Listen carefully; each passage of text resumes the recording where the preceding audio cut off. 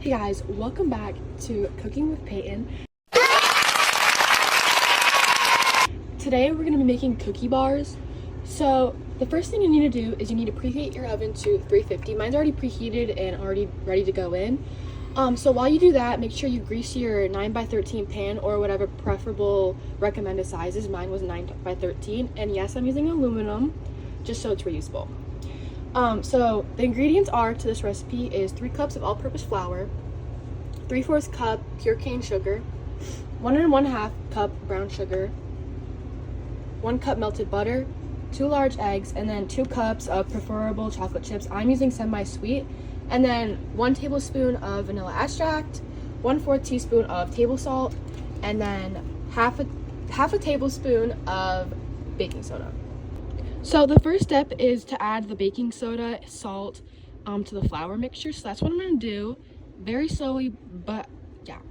So I actually dropped the table salt. So you can improvise the recipe that calls for kosher or table salt. So I'm using half a teaspoon of kosher salt. This is more coarse, or more bigger than table salt, but yeah.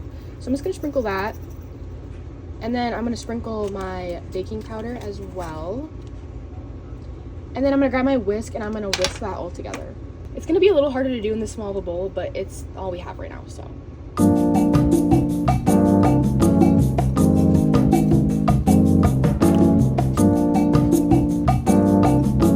Okay, once your mixture's all mixed, don't mind the mess, you're gonna grab your sugar. So you're gonna grab your white pure sugar, and then you're gonna grab your brown sugar, which I have right here. And then you're gonna add these together. And then you're also going to add your melted butter within it too. So I'm going to mix these together first and then add the brown sugar. Actually, I lied. I'm just going to add the melted butter with it all so it mixes easier. And I'm also not using an electric mixer for this because I really don't have time. So I'm just going to be hand mixing this with the spatula. So you can do that either way. So don't mind it being Christmas.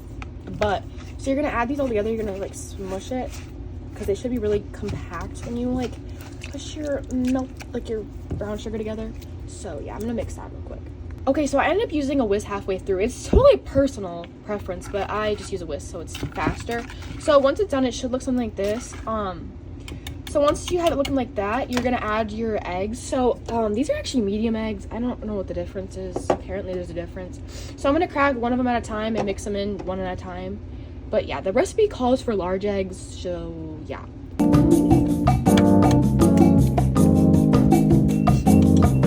Okay, so I cracked 1 egg. I don't think I got any shell in it. I don't know what that white stuff is, but we're gonna mix it with the whisk. So when I'm doing eggs, I like to go at this kind of motion instead of just this, because you're not really gonna be mixing the egg that well and scrambling it if you do that. So I like to go in these motions. You can use a fork if you'd like to make it go faster, but I'm just using a whisk. Either way, just make sure you go really fast in these kind of motions. So yeah. Okay, so I just added the other egg in. I didn't get that on film, but this is what it should look like. That's not shell, by the way, again. So this is what it should look like. I think next you're gonna add your vanilla extract. Yeah, so you're gonna add your vanilla extract. I kind of converted it to this instead of that because I was using the baking powder. So you're gonna add that. You can add more if you like, I said. It's personal preference. So I'm gonna mix that in. Okay, now that it's all mixed, you're gonna add your dry ingredients very slowly. I kind of need a bigger bowl for this, but I can't transfer it over yet, so I'm just gonna slowly add this in. I'm just gonna do a little shake. So I don't really know how I'm supposed to do it in a small bowl like this, but we're gonna figure out a way. Because if there's a will, there's a way. So, and then I'm just gonna just mix it in with my rubber spatula again, just getting it all combined. This is not really a dough, so you don't have to worry about folding it in like that. That's not what we're doing here. We're just gonna mix it. You could use an electric mixer, but like I said, I don't want to use that, so I'm hand mixing it. So.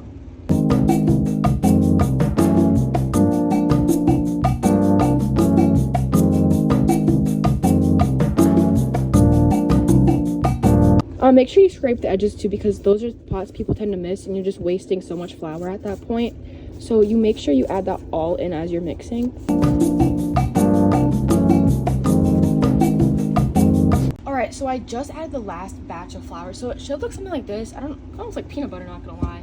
So now you're gonna add your 2 cups of semi-sweet chocolate chips or whatever you want. So I'm just gonna slowly add those in as I go. I'm only doing half right now, and then I'm gonna add more.